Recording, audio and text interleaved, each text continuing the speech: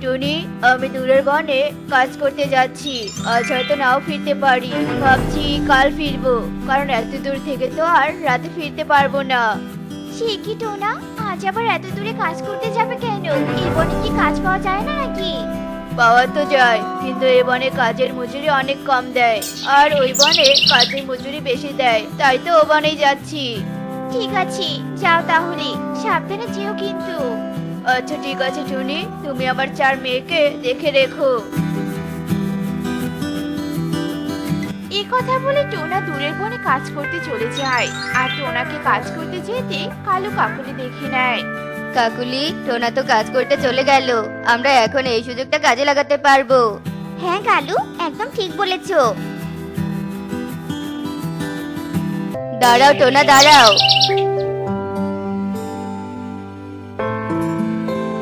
কি হয়েছে কালু ভাই, এভাবে ডাকছো কেন? এভাবে বউ বাচ্চাকে রেখে দূরের বনে যাওয়ার চেয়ে এই বনে কাজ করলেই তো পারো। কিন্তু এই বনে যে কাজের পারিশ্রমিক অনেক কম, তাই তো দূরের বনে যাচ্ছি। তুমি আমার সাথে এসো, আমি তোমাকে কাজ দেখিয়ে দিব। ওখানে অনেক পারিশ্রমিক পাবে। এই কথা বলে কালু কাকুলি টোনাকে তাদের সাথে নিয়ে যায় আর একটা কুয়োর ভিতরে নিয়ে গিয়ে হাত পা বেঁধে দেয়। এ কি, তোমরা মিথ্যে বলে আমাকে এই কুয়োর ভিতরে এনে হাত পা বাঁধলে কেন? আমি তোমাদের কি ক্ষতি করেছি? তুই কোনো ক্ষতি করিসনি, আর তোকে ক্ষতি করার জন্য এখানে বেঁধেও রাখিনি।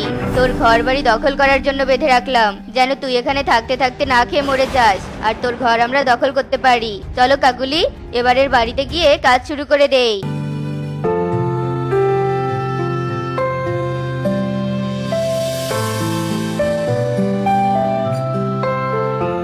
টুনি টুনি, তোমার সর্বনাশ হয়ে গেছে গো, তাড়াতাড়ি বাইরে এসো।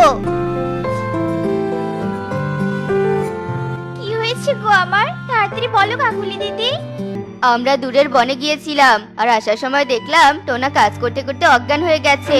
আমরা জ্ঞান ফেরানোর চেষ্টা করেছি, কিন্তু কিছুতেই জ্ঞান ফেরাতে পারিনি। কি বলছো কি? তাহলে আমাকে সেখানে নিয়ে যাও, আমি ডাক্তারের কাছে নিয়ে যাব টোনাকে। আমরা তোমাকে নিতে এলাম গো, তুমি তো আর ওই বন চিনবে না। আর শোনো, তোমার 4 মেয়েকেও সাথে নিয়ে যাও, নইলে আবার ঈগল এসে তোমার 4 মেয়েকে ধরে নিয়ে যেতে পারে। হ্যাঁ কাকুলি দিদি, ঠিক বলেছো, চলো। কাকুলি, আমরা আর যাব না। এবার টুনিকে এই পথে যেতে বলি, আর টুনি যখন বাচ্চাদের নিয়ে টোনাকে খুঁজতে থাকবে, ততক্ষণে সন্ধ্যা হয়ে যাবে। তখন কোনো পথঘাট না চিনে টুনিরা ঈগলের হাতে পড়বে, আর ঈগল ওদের সবাইকে খেয়ে ফেলবে। আর আমরা আমাদের ঘরবাড়ি পেয়ে যাব। হ্যাঁ কালু, তাই করো। এরপর সবাই গাছের উপর দাঁড়িয়ে যায় আর কালু টুনিকে সবটা বলে, আর তারা সেখান থেকে চলে যায়। আর টুনি তার ছানাদের নিয়ে সেই পথ ধরে উঠতে থাকে। হঠাৎ আকাশ ডাকতে শুরু করে, তোরা জোরে জোরে উড় রে মা, দেখ আকাশ কি ডাকছে, যে কোনো সময় ঝড় নামতে পারে। আমাদের তাড়াতাড়ি যে ওই বনে পৌঁছাতে হবে, নয়তো তোর বাবাকে আমরা যে বাঁচাতে পারবো না। ঠিক আছে মা, আমরা জোরে জোরে উঠছি, এই তোরা জোরে উড়। এরপর সবাই জোরে জোরে উড়তে থাকে, আর কিছু দূর যেতেই জোরে বাতাস বইতে থাকে। বাতাসের মধ্যে টুনি উড়ে চলে যায়, আর টুনির 4 মেয়ের এত জোরে বাতাসে উঠতে না পেরে মাটিতে পড়ে যায়। এ কি, আমার মেয়েরা কোথায় গেল? এই বাতাসে কি আমার মেয়েরা তা উড়ে গেল? হে সৃষ্টিকর্তা, তুমি এদের ভালো রেখো, আমি যেন ওদের খুঁজে পাই। বাতাস থেমে গেলেই ওদের খুঁজে নিয়ে আসবো। মা মা, তুমি কোথায়? তোমাকে কি হারিয়ে ফেললাম? আমি যাইবো না, এখন কোথায় যাবো আর কোথায় বা থাকবো? এই সময় বাতাসটা কেন এসেছিল? বাতাস যদি না আসতো তাহলে আমরা মাকে হারাতাম না। দিদি দিদি, দেখ ওই তো একটা বাড়ি দেখা যাচ্ছে, চল আমরা ওই বাড়িতে যাই, আর আজকে ওই বাড়িতেই থাকবো। হ্যাঁ হ্যাঁ, চল চল।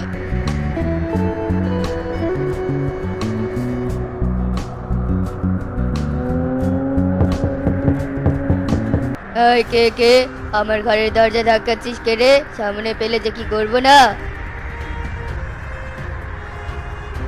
বাহ, শিকার তো দেখছি আমার কাছে নিজেই ধরা দিতে এসেছে। যাই হোক, এদের আগে যত্ন আত্তি করি, তারপর এদের মজা করে খাবো। আর এটা এদের কিছুতেই বুঝতে দেওয়া যাবে না। হ্যাঁ বাচ্চারা, তোমরা এখানে কেন এসেছো? তোমাদের বাসা কোথায়? এরপর টুকি তাদের সাথে ঘটে যাওয়া সব ঘটনা খুলে বলে। তোমরা কোনো চিন্তা করো না, আজ থেকে আমি তোমাদের বাবা, আমাকে বাবা বলে ডাকবে। আর আমি তোমাদের অনেক আদর করব, ভালো ভালো খাবার খাওয়াবো। তুমি কত ভালো বাবা। বাবা আমাদের খুব খিদে পেয়েছে, আমরা সারাদিন কিচ্ছু খাইনি, আমাদের খেতে দাও না। আচ্ছা তোরা বস, আমি তোদের খাবার দিচ্ছি।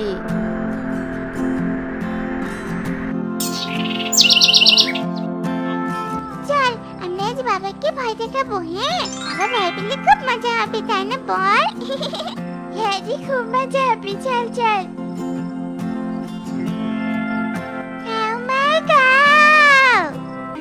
এই, কে কে কে কে কে আমার ঘরে ভূত নাকি? বাবা ভয় পেয়েছে, বাবা ভয় পেয়েছে। আমাদের দিকে ভয় পেয়েছে। কি মজা, কি মজা। বাবা তুমি ভূত থেকে ভয় পাও? ও তোরা এসেছিস, আমাকে ভয় দেখাতে এসেছিস। আমি তো ভেবেছিলাম সত্যি ভূত এসেছে। আমি শুধু ভূত দেখে ভয় পাই, আর কিছু দেখে নয়। এই শোন, তোরা যদি আর কখনো আমাকে ভয় দেখাতে আসিস তাহলে তোদের মেরেই ফেলবো। এখন যা যা এখান থেকে, যা ঘুমিয়ে পড় গিয়ে। বাবা আমরা তো কখনো একা ঘুমাইনি, সবসময় মা বাবার সাথে ঘুমিয়েছি। এখানে তো আমাদের মা বাবা নেই, এখানে তো তুমি আমাদের বাবা। তাই আমরা তোমার বুকে ঘুমাই, নইলে আমরা এখান থেকে চলেই যাবো এই রাতের অন্ধকারে। এই না না না, তোরা যাস না। আচ্ছা ঠিক আছে, তোরা আমার সাথেই শুয়ে পড়। এরা আমার নিজের সন্তান না, কিন্তু নিজের সন্তানের মতো আমাকে নিজের বাবার মতো করে জড়িয়ে ধরে ঘুমিয়েছে। আর এরা এসে আমার বাড়িটা যেন একেবারে ভরে গেছে। আর এদের আমি কিনা স্বার্থপরের মতো খেয়ে ফেলতে চাই? না না, এদের আমি কিছুতেই খাবো না। নিজের সন্তানের মতো ভালোবাসবো। যতদিন না এরা এদের বাবা মাকে খুঁজে পাবে ততদিন এদেরকে আমার সাথেই রাখবো। এই বলে ঈগল ওদের সাথে ঘুমিয়ে পড়ে। এভাবে রাত কেটে যায়। পরের দিন সকালে চার বোন ঈগলের সাথে বায়না করতে থাকে। বাবা বাবা, জঙ্গলের ভিতরে তো অনেক মিষ্টি মিষ্টি ফলের গাছ আছে, আমরা মিষ্টি ফল খেতে চাই। আমাদের নিয়ে চলো না বাবা। বাবা মিষ্টি ফল গাছের কাছে নিয়ে চলো না। হ্যাঁ বাবা চলো না। আচ্ছা আচ্ছা, তোরা যখন বলছিস অবশ্যই নিয়ে যাব। চল আমার সাথে।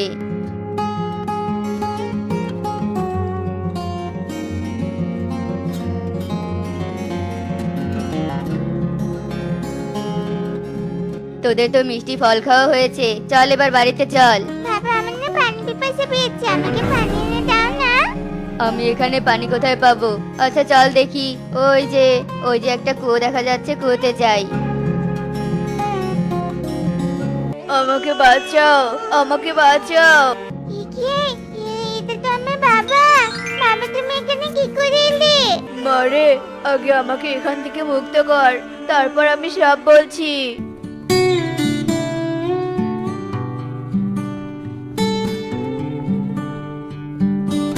এবার বলো তো, তোমাকে এখানে কে বেঁধে রেখেছিল? এরপর টোনা কালু কাকুরের প্রতারণার কথা সব খুলে বলে ঈগলকে। চিন্তা করো না, আমি ওই অপরাধীদের ঠিক শাস্তি দিব। ঈগল দাদা, আমি তো কিছুই বুঝতে পারছি না। তুমি তো আমাদের মতো পাখিদের খেয়ে ফেলো, কিন্তু দেখছি আমার মেয়েদের নিয়ে ঘুরছো, আবার আমাকেও সাহায্য করছো। এরপর ঈগল সব ঘটনা খুলে বলে টোনাকে।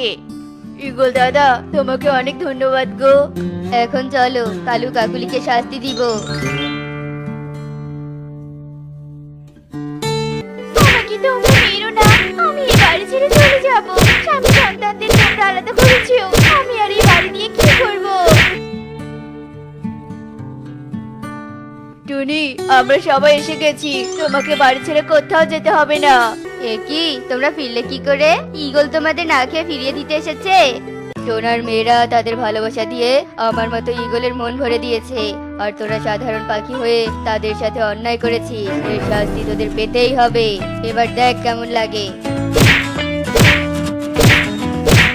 বাচ্চারা তোমরা ভালো থেকো, আর এদের আমি আমার বাড়িতে নিয়ে গিয়ে খেয়ে ফেলবো। আরে তোরা একবার আমার বুকে শেষবারের মতো আয় না রে মা। এরপর চার বোন ঈগলকে জড়িয়ে ধরে, আর ঈগল চার কন্যাকে আদর করতে থাকে। তারপর কালু কাকুলিকে নিয়ে সেখান থেকে চলে যায়। আর টুনি তার চার কন্যার স্বামীকে ফিরে পেয়ে অনেক খুশি হয়, আর তাদের সুখে দিন কাটতে থাকে। এই টোনা, তুমি চোখ খোলো টোনা।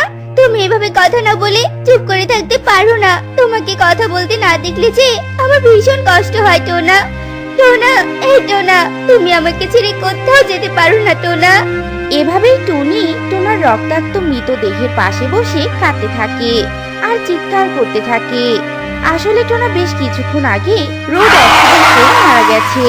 টুনি টোনাকে অনেক ভালোবাসতো, তাই টুনি এভাবেই কাঁদতে থাকে। আর বেশ কিছুক্ষণ পর টুনি টোনার সৎকার করায়। টোনা, আমি যে মা হতে চলেছি, আর কদিন পর যে আমি ডিম দিব।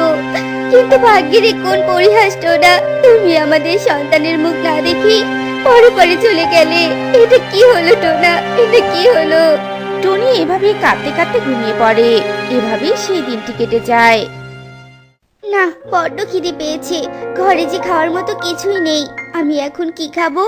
এই সময় তো আমার বেশি করে খাওয়া উচিত, আর সেখানে আমি সামান্য খাবারটুকুও পাচ্ছি না। এসব বলে গর্ভবতী টুনি ভীষণ কাঁদতে থাকে আর জঙ্গলে গিয়ে খাবার আর কাজ খুঁজতে থাকে। কিন্তু কোথাও কোনো কাজ খুঁজে পায় না, আর খাবারও পায় না। এরপর টুনি বাড়িতে চলে আসে। আর কদিনের মাঝেই টুনি একটি সুন্দর ডিম দেয়। এরপর থেকে টুনি তার ডিমে তা দিতে থাকে। আর মাত্র কদিন, এরপর আমার ডিম ফুটে ছানা বের হবে। আমার পেটে ক্ষুধার যন্ত্রণা থাকলেও আমি যখন আমার ছানাকে দেখব, তখন আমার যে সব কষ্ট দূর হয়ে যাবে। এরপর টুনি খুশিতে আত্মহারা হয়ে তার ডিমে তা দিতে থাকে। এভাবেই তা দিতে দিতে টুনির ডিম ফুটে একটি মিষ্টি কন্যা সন্তান বের হয়। এ দেখে টুনি ভীষণ খুশি ছিল। বাহ, কি মিষ্টি দেখতে আমার মেয়েটা। আয় মা, আমার বুকে আয়। মা মা, আমি তোমাকে দেখতে পাচ্ছি না মা, আমি চোখে কিছুই দেখতে পাচ্ছি না। চারদিকে কেমন অন্ধকার হয়ে আসছে মা, আমার খুব ভয় করছে। সে কি কথা রে মা? এই তো আমি তোর সামনে আছি রে মা। আমি টুনি, দেখ তোর সামনে দাঁড়িয়ে আছি আমি। তুই এখনো দেখতে পাচ্ছিস না আমাকে? মারে। না মা, আমি তোমাকে দেখতে পাচ্ছি না, আমি কিচ্ছু দেখতে পাচ্ছি না। আমার খুব কষ্ট হচ্ছে মা। মেয়ের এমন কথা শুনে টুনির আর বুঝতে বাকি থাকে না যে টুনি অন্ধ কন্যার জন্ম দিয়েছে। এরপর টুনি ভীষণ কাঁদতে থাকে। হে ঈশ্বর, তুমি আমাকে এত বড় শাস্তিটা কেন দিলে ঈশ্বর? এত বড় শাস্তিটা আমাকে না দিলেও পারতে। তুমি আমার মেয়েকে কেন অন্ধ বানালে ঈশ্বর? কেন? আমার মেয়েটা যে আর কোনোদিন দুনিয়া দেখতে পারবে না, তুমি আমাকে অন্ধ বানাতে। এরপর টুনি অনেক কাঁদতে থাকে। এরপর শুরু হয় টুনির অন্ধ মেয়েকে নিয়ে নতুন পথ চলা। মা, ও মা, পৃথিবী দেখতে কেমন মা? পৃথিবী দেখতে অনেক সুন্দর, তাই না মা? আমার মাঝে মাঝে খুব পৃথিবী দেখতে ইচ্ছে করে মা। তুই এভাবে বলিস না রে মা, আমার যে তোর মুখে এমন কথা শুনলে ভীষণ কষ্ট হয়। হ্যাঁ রে মা, পৃথিবী অনেক সুন্দর। সুন্দর সবুজ গাছপালা আছে পৃথিবীতে, অনেক বাড়িঘর আছে। আর মা, তুমি দেখতে অনেক সুন্দর, তাই না মা? মায়েরা সবসময় সুন্দর হয় রে মা, তাই তোর মাও অনেক সুন্দর। সে কি মা, তুমি কাঁদছো কেন? কেঁদো না তো মা, চলো মা, আমরা মামনি ঘুমিয়ে পড়বো। তুমি তো আবার সকালে কাজে যাবে, তাই না? একদম কেঁদো না, তুমি কাঁদতে যে আমার ভীষণ কান্না পায় মা। মেয়ের এমন কথা শুনে টুনি চুপ হয়ে যায় আর নীরবে চোখের জল ফেলতে থাকে। এভাবে দিন কাটতে থাকে। একদিন টুনি ওর মেয়েকে বাড়িতে রেখে কাজে যায়। উফ, বড্ড জল তেষ্টা পেয়েছে, গলা শুকিয়ে একদম কাঠ হয়ে গেছে। কোথায় জল পাবো এখন আমি? জলের কলস কোথায় থাকে আমি তো সেটাই জানি না, কি করি তাহলে?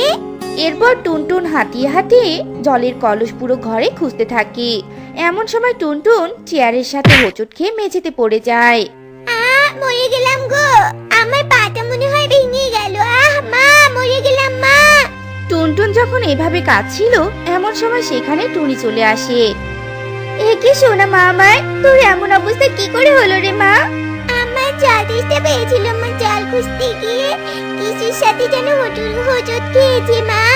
আহারে সোনা মেয়ে আমার, তুই একদম কষ্ট পাস না মা। আসলে আমারই দোষ, আমি তোকে একা একা রেখে কাজে যাই।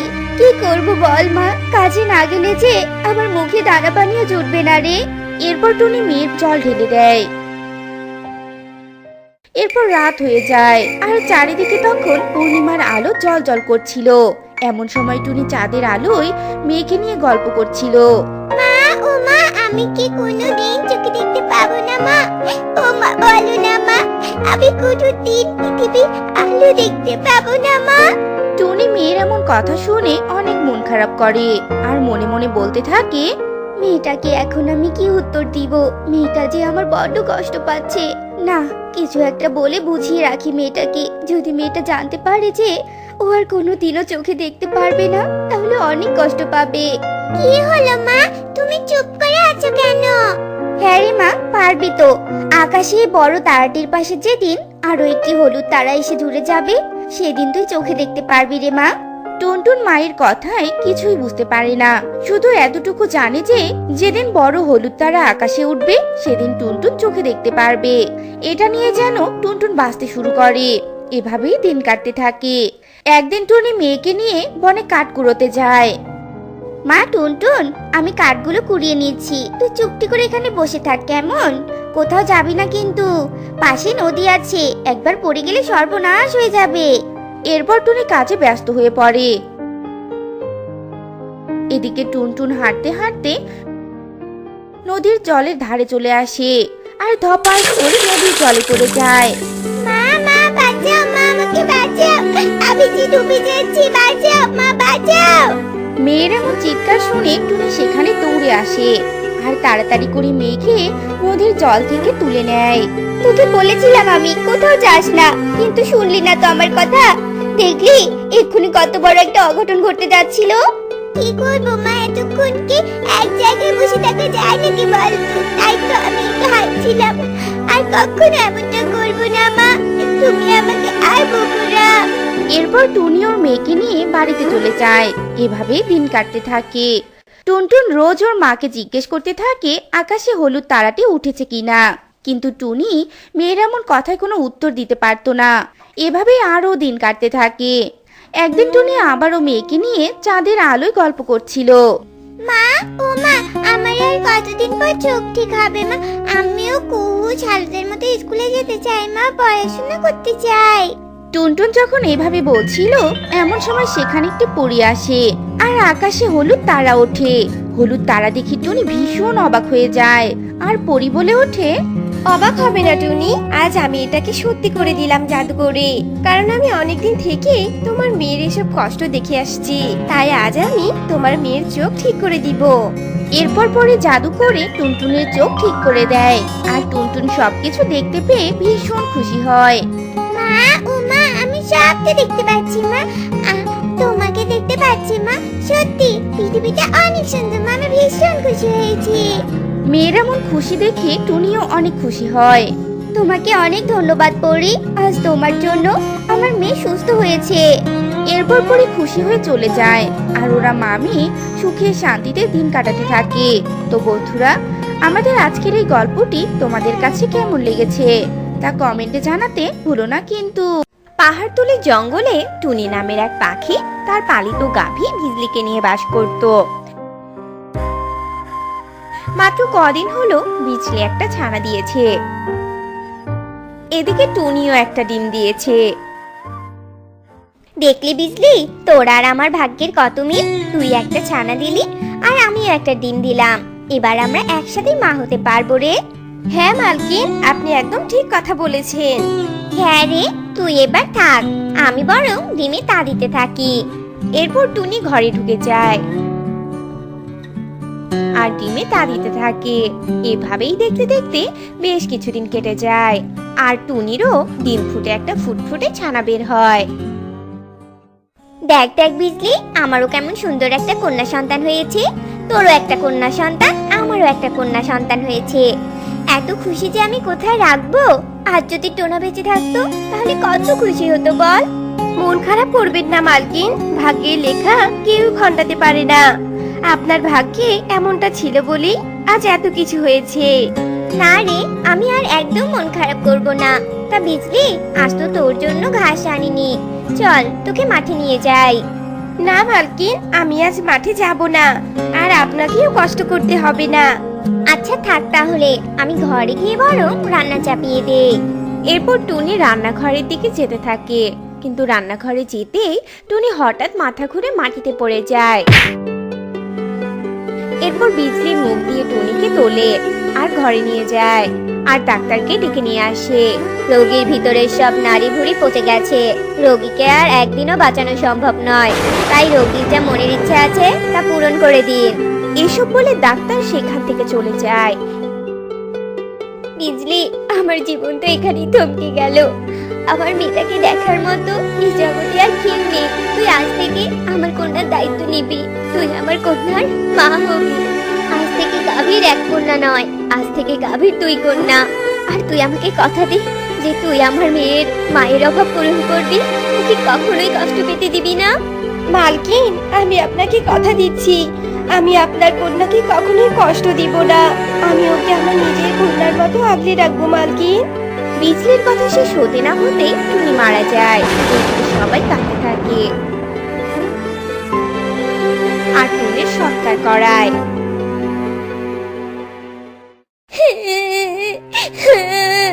আমি মায়ের কাছে যাব, আমি মায়ের কাছে যাব। আরে পাগলি মেয়ে আমার, এভাবে কাঁদছিস কেন? এই তো আমি তোর মা।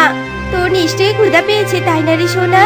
হ্যাঁ মা, আমার ক্ষুধা পেয়েছে, আমাকে খেতে দাও। এরপর গাভী টুকিকে খাবার খেতে দেয়।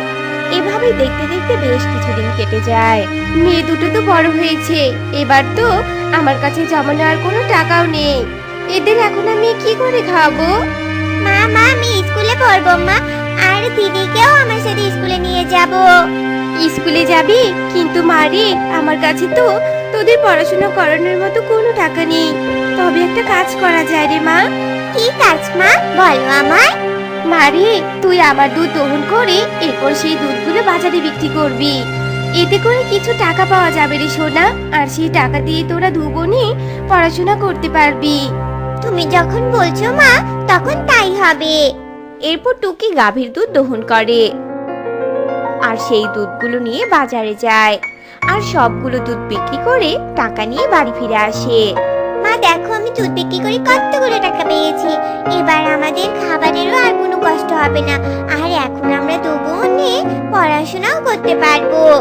হ্যাঁ, এবার যা তো 2 বোনে স্নান করে নে। আর এভাবেই দেখতে দেখতে বেশ কিছুদিন কেটে যায়। এভাবে ভালোই চলতে চলতে এক রাতে হঠাৎ ঘটে যায় এক মর্মান্তিক দুর্ঘটনা।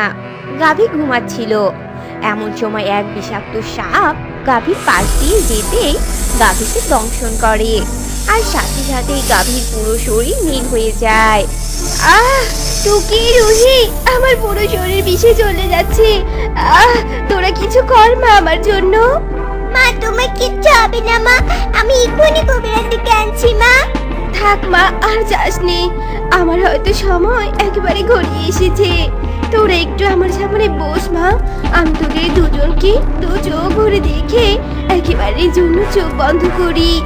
মা গাভী কথা মতো 2 কন্যা মায়ের কাছে বসে পড়ে, আর কিছুক্ষণের মধ্যে গাভী মারা যায়। মা চোখ খোলো মা, তুমি এভাবে আমাদের ছেড়ে যেতে পারো না মা। মা চোখ খোলো মা। ও মা, তুমি উঠো না মা, তুমি ছাড়া যে আমার সব কিছু অন্ধকার মা। তুমি উঠো না মা, তুমি উঠো। গাভীর 2 কন্যা খুব কাঁদতে থাকে। এরপর দুজনে কান্না থামিয়ে মায়ের সৎকার করায়। দিদি রে, মা তো আমাদের ছেড়ে চলে গেল, এবার আমরা কি করবো রে, কি খাবো রে দিদি? এখন যে আমাদের ভিক্ষে করে খাওয়া ছাড়া আর কোনো উপায় নেই রে বোন। ঈশ্বর আমাদের ভাগ্য এত খারাপ কেন করেছে বলতো? আমরা তো ছোট্ট ছোট্ট বাচ্চা, ঈশ্বর কি আমাদের মুখের দিকে তাকিয়ে আমাদের মাকে বাঁচিয়ে রাখতে পারতো না? বল বল না রে দিদি। এসব ভেবে আর কোনো লাভ নেই রে বোন, চল আমরা আমাদের ভিক্ষার কাছে নেমে পড়ি। কেউ একটু দয়া করে আমাদের 2 টাকা ভিক্ষা দিন না গো, আমরা 2 বোনে যে না খেয়ে আছি। আপনারা যদি আমাদের 2 টাকা দান করেন তবে তো আমরা খেতে পারবো। করুন না আমাদের অসহায় 2 বোনকে 2 টাকা দান। এরপর ওই একই পথ দিয়ে কালুকাক নামের এক পাখি যাচ্ছিল। এরপর কালুকাক গাভীর 2 কন্যাকে দেখে থমকে দাঁড়ায়, আর মনে মনে ভাবে, আরে বাহ, এ তো মেঘনা চাইতেই চল। এই ভিখারি দুটোকে নিয়ে যদি কোনোভাবে বর্ডার পার করতে পারি তাহলে তো আমি অনেক টাকা পাবো। হা হা হা হা হা।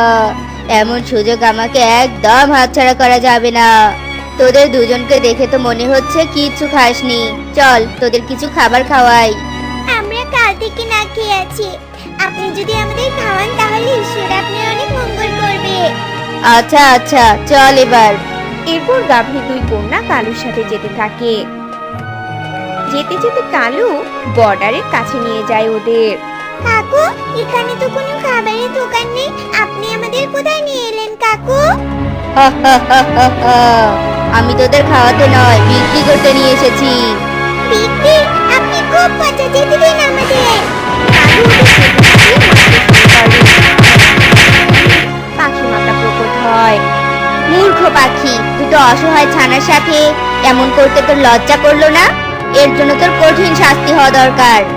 এই বলে পাখি মাতা কালুর শরীরে আগুন ধরিয়ে দেয়, আর কালু সেখানেই পুড়ে মারা যায়। এরপর পাখি মাতা কিছু সোনা প্রকট করে আর দুই কন্যাকে দিয়ে বলে, তোদের আর কোনো ভয় নেই। এই সোনাগুলো তোদের কাছে রাখ। ভিক্ষা বাদ দিয়ে এগুলো বিক্রি করে নিজেদের জীবন নির্বাহ কর। আর যখনই কোনো বিপদে পড়বি আমাকে স্মরণ করবি, আমি এসে হাজির হব। এই বলে পাখি মাতা অদৃশ্য হয়ে যায়। আর গাভীর দুই কন্যা পাখি মাতার দেওয়া উপহার নিয়ে সুখেই দিন কাটাতে থাকে।